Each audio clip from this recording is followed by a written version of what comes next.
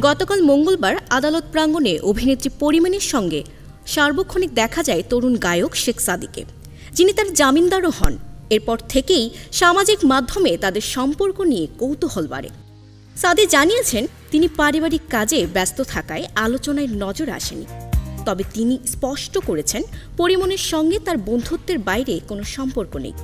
কাজের সূত্রে পরিচয় থেকে তাদের বন্ধুত্ব গড়ে ওঠে। সামাজিক মাধ্যমে তাদের ঘনিষ্ঠতার কিছু প্রমাণ পাওয়া গেছে।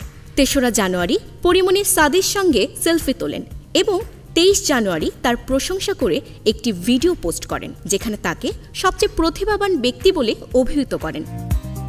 এ নিয়ে নেটিজেনরা নানা গুঞ্জন ছড়ালেও দুজনেই সম্পর্কটিকে বন্ধুত্ব হিসেবে ব্যাখ্যা করেছেন। তবে তাদের প্রকৃত সম্পর্ক সময়ই বলে দেবে।